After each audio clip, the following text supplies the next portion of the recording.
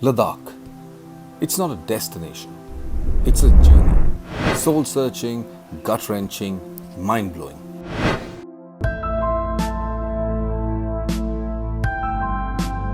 For decades, it has been the ultimate road trip.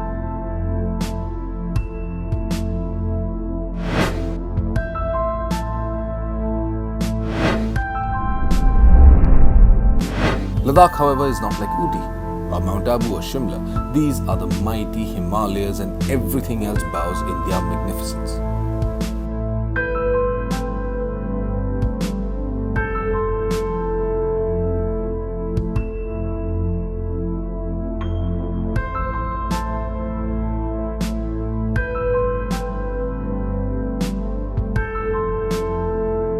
Over centuries, these mountains have seen travelers of all sorts. They first came on foot, then on mules. Nowadays, they come on their Royal Enfields. But there is a new breed of rider on the rise. They come riding extra large adventure motorcycles, bikes that have traversed the hardest roads on the planet and are now making their way to the most majestic mountain range in the world. This is the one thing that I think all of us have been, at least us at OVERDRIVE, have been waiting to do for a very, very long time, which is ride to Ladakh. We've all ridden at different points in time, but never together as a group. Yeah, Correct. absolutely. I think it's sort of so calming. So I think coming on a motorcycle always makes a difference, and I think coming here just feels like cut off from everything else, while it's still sort of all of the make my trip and the clear trip is all happening. But at the same time, I still feel at home. So I have to say it's awesome to be here again. Dodo, what about Thanks you? for The terrain inviting is us. like something unique. It's completely different because you think, oh, everybody says Leh Ladakh, we should go and have fun and all that. And then you get onto the bike and then you do that Pang stretch and you're like, okay, do you really want to do this? So cross that stretch and then it's like brilliant breeze altogether. But you know, it makes me think twice again. Would I want to come back? Would I want to ride back? Not so sure.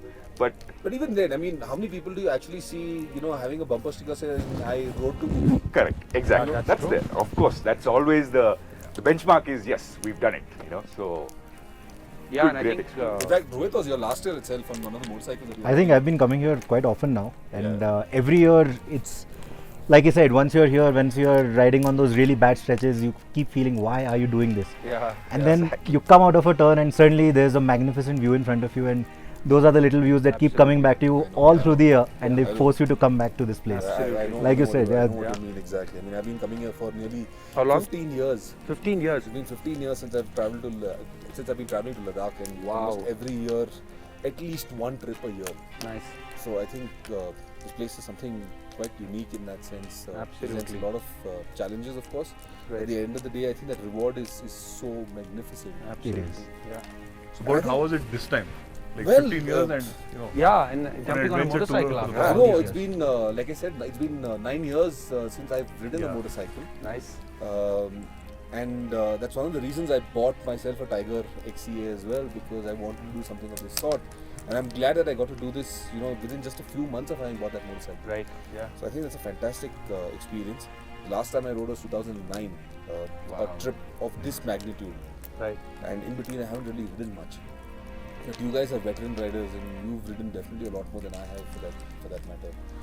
And I think the biggest change, of course, has been the kind of motorcycles that we brought in. on this I trip. was going to say that. Yeah. Absolutely.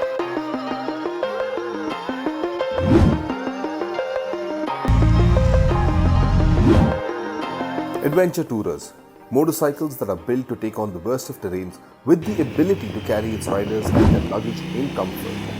To call them SUVs on two wheels would be an understatement, but they are certainly taking over the premium end of the market in a similar fashion. In fact, half of OVERDRIVE's personal garage is filled with adventure motorcycles, two of which were a part of this ride. Shumi's Multistrada 1200S and my Tiger 800 XCA. A fractured leg from an unfortunate fall wiped off Shumi's chances of joining us on this ride. But he kept the promise he made to his Multistrada, a trip to Ladakh. the fact that it's Shumi's bike, let's just leave that aside. But I won't deny that I've always loved the Multistrada. Sure. And I think that was just sort of, reinstated that feeling when we started off from Delhi. I was on the Multistrada and arrow straight highway NH1 to Chandigarh, and you could just open the throttle. 152 PS, which is what most liter class superbikes used to make until a few years ago. That kind of power with that kind of suspension, 17-inch wheels at both ends. That thing is built for the highway, and of course the comfort, the semi-active suspension, it felt just spot on the highways. But yeah, I think the very next day is when I started finding out that okay, this is probably not the right choice.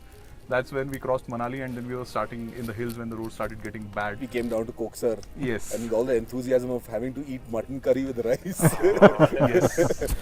But I think at some level, the Multistrada kind of, Yeah, put a I damper realized on that it. this is probably not the best motorcycle once you are off the highways.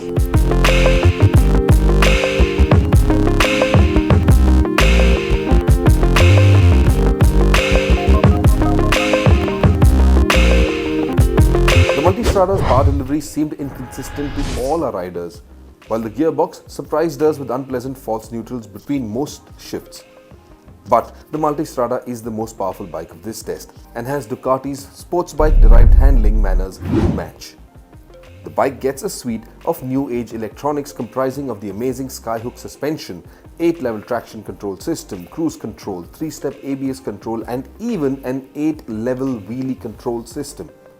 It is an absolute hoot to ride when the drivetrain works as intended, and the large safety net of electronics will protect you through all of it. It also turns into a greedy mile muncher when the situation demands it. While the riding posture tilts towards the sportier side, long hours in the saddle aren't uncomfortable. The moment the black surface ends though, the Multistrada breaks a sweat even with the enduro mode. It softens both the suspension and the power delivery, but the road bias tires make the bike feel skittish, while the 17-inch front wheel cannot match the feedback and confidence of the 19 or 21 inches and literally offsets most of the hard work done by the suspension. When you hit that stretches down Rohtang, and then of course the other parts, as Abhay was saying, you really have to be at 140%, 150% concentration to sort of make sure that that bike can sort of just stay upright. You're sort of, in one sense, making sure it's upright as opposed to sort of just saying, okay, I'm just going to go through all of this without, batting an eyelid versus an enduro or a motocross or any of these. But I think that kind of, slots the Multistrada into a niche where it's fantastic for highway cruising probably, where you can utilize the power. Right. But then again, I'm not sure how much of that power is actually usable on our roads. Unless you're a hardcore rider and you're really pushing it to the limits, and which I wouldn't advise anyone to do. Yes, there is the Multistrada Enduro, which would probably do better in these conditions with its off-road focus. But there is no escaping the fact that it's heavy built and makes it a lot of work off the beaten path, and a Herculean challenge to recover from if you were to drop it. Ditto for the other 1200 in this test, the Tiger Explorer. The Explorer 1200 is Triumph's answer to the likes of the Multistrada and the R1200 GS. Now in its second generation, the Explorer boasts of a more refined drivetrain, sharper rake and trail, and a slew of electronics. I spent a lot of time on the 1200 and I think I have a lot of mixed reactions, of course, about the motorcycle. The biggest one being the weight. I think it is one of the heaviest motorcycles of this lot, over 250 kilos dry weight, which is a bit of a problem when you're maneuvering the bike, when you're wanting to take U-turns like we were doing for the camera crew, or maybe in the parking spots or something. And with the luggage on, it becomes a really heavy motorcycle. The weight becomes a bigger worry when tackling slush, water crossings, or deep sand. The bike digs into the loose surface easily, and dropping this motorcycle can be a matter of worry since the subframe is welded and therefore more difficult to repair in case of damage as compared to a subframe that is bolted on, like in the case of the Multistrada. The Explorer gets off-road friendly wire spoke wheels out of the box though, and furthermore, they allow you to slap on tubeless tires, which is a big boon when traveling cross country. The road biased Metzlers offer excellent grip on tarmac and around the twisties, while their slim profile worked relatively better than the Ducati's rubber when the going got tough.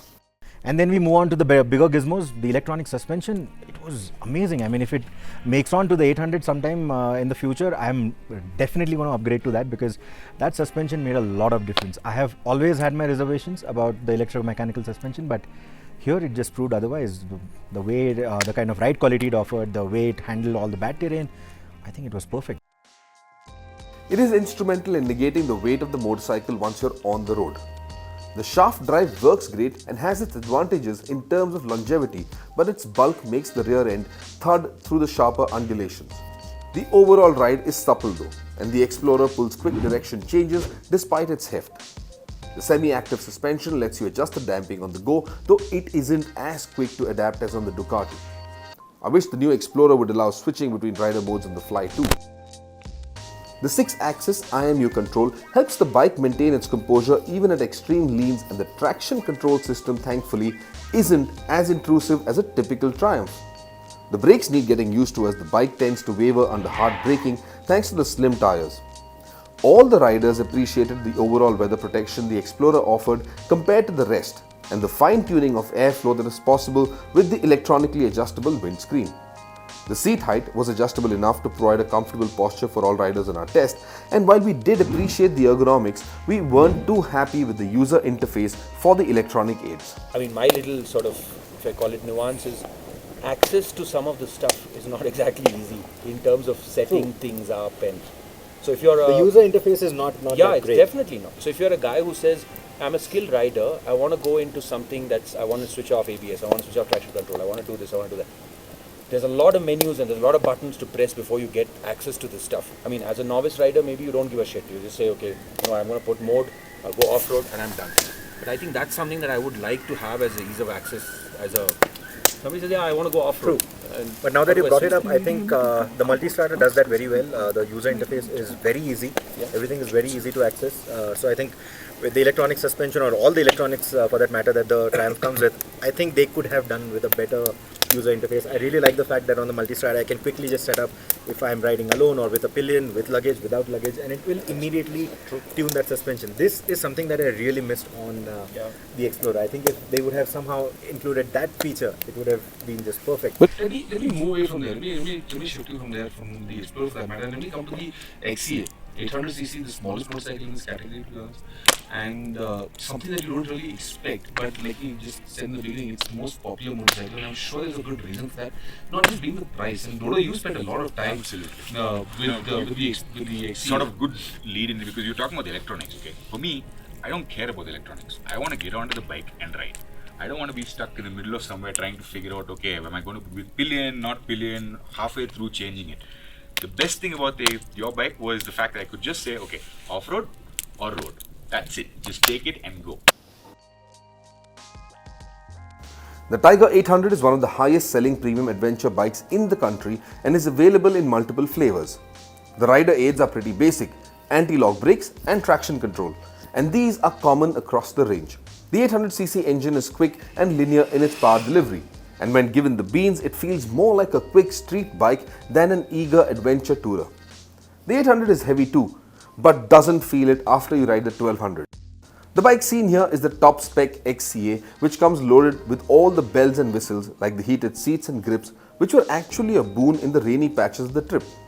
The fog lamps came handy in Manali and Rohtang in the early hours, and the luggage racks, which not only helped me complete the tourer look with the Givi Trekker Outback side cases, but also meant I could sleep a little longer and not worry about mounting and strapping bags before every ride.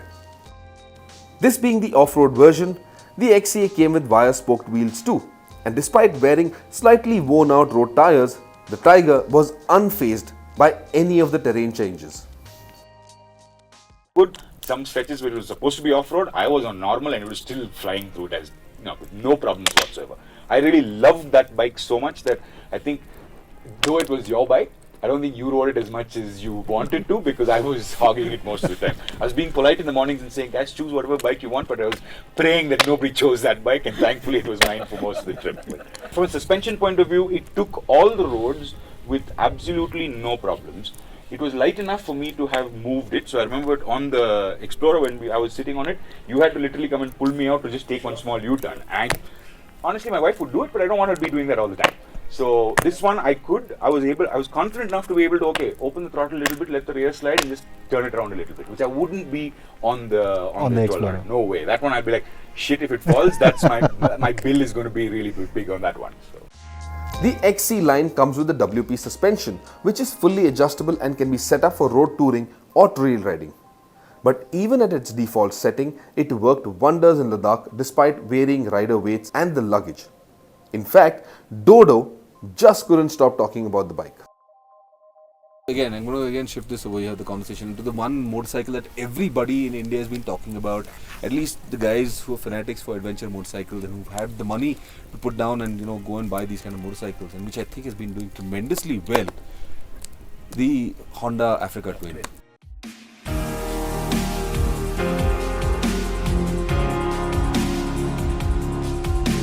The Africa Twin has created waves in the adventure touring communities around the globe. It isn't hard to see why. The revival of the rally pedigreed Africa Twin badge has given birth to a motorcycle that makes the other adventure motorcycles feel oversized, heavy and difficult to maneuver. The Honda is overbooked for this bike. The Africa Twin was received with mixed reactions, primarily because of its automatic transmission and secondly because it's the least powerful in its class despite its 998cc engine. I'm curious as to what's the reason for buying an Africa Twin? Like for example, spending, to me honestly, like it looks great, it looks like you said, the pedigree is fantastic. I think the package overall looks fantastic on paper. But the people who have bought it, what are they really using it for? Is it highway? Is it to, I don't know, go down from Bangalore to Ooty, Bangalore to whatever, Pune? Maybe it is suitable, but I feel like it doesn't feel like a liter plus. I mean, it's 1000cc, 1200 is what we're comparing a lot of this stuff to. I just feel that for a person who's even sort of saying, I want to go touring, is it the right choice? I don't know. It is capable of touring, but touring isn't the Africa Twin's forte. The low compression ratio for the engine means it works well with low octane fuel, but the motor doesn't feel very eager and the gearbox isn't very predictable around the twisties. The windshield is tall and non-adjustable, and the slim and firm seats aren't meant for long hours in the saddle either. To me, it wasn't the most comfortable motorcycle. I hate the damn seat. I feel like it's a motorcycle that you have to be on the pegs. I was felt just like going to that. say, you were more on the pegs on that bike than on the seat itself. Exactly. So you don't know. You and were that like is not the standing way and you're going to all be doing kinds of this, shit on it. and that's not the way you're going to be touring in the city or on the highways. I mean, it's fine to do it in Ladakh and over here. Some of the sections are bad and you just want to stand up and do this. But as a touring motorcycle, I don't think that's what you want to do. You want comfort at the end of the day, and you want it's got mile munching abilities. I'd give it that. But there's still that compromise. At the end of the day, you're going to walk away with buns of steel. The switch gear is confusing too and needs getting used to. Furthermore, while it has a tempting price tag, it is quite a bare bones motorcycle. You don't even get a 12-volt socket, let alone how easy or difficult it is to reach. Honda India can't sell you a set of OE panniers either because they promised the authorities that they will fix a sari guard in those mounts. It isn't the perfect package then from the standpoint of a dual purpose motorcycle. But where it absolutely shines is off the road. To sum it up, I think it's where the road ends, the ride begins. If that is your motto, the Africa Twin is the bike for you. It all starts falling into place when you hit the loose surfaces. The lean profile of the bike makes it easy to muscle around despite it being heavier than the Tiger, while the 21-inch front wheel and long travel suspension is perfect for challenging the broken terrain. The 270-degree crank gives the engine a meaty mid-range and linear power delivery that is perfect to hit the trails or the dunes. The 250mm ground clearance laughs at the rocks and potholes, while the tiny foot pegs don't bother you should you need to ground your feet. While off-road foot pegs are recommended, riding the stock pegs is easy, and the slim tank and seat allow better control and body movements. The 43-degree steering lock gives it a turning radius so small it makes the other bikes feel unnecessarily bulky when maneuvering on the trails. The electronics, though basic, work just as intended, and the DCT shines, working like a quick shifter off the road and at the same time letting you focus on the terrain and your movement. Not having to shift manually is one less thing to worry about. The Africa Twin easily outclasses the entire lot in the off-roading aspect, and Ladakh brings out the best in it. But adventure tourers are not only about the loose terrain. They have to straddle tarmac too, and probably for longer durations than the Honda would like. And that is what this test was all about, finding the best motorcycle to do it all. With that perspective in mind, concluding a winner wasn't difficult. It had to be the Tiger 800 XCA.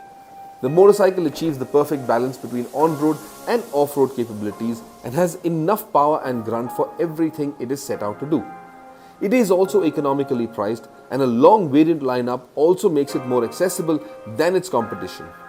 All things considered then, the Tiger 800 tops our list.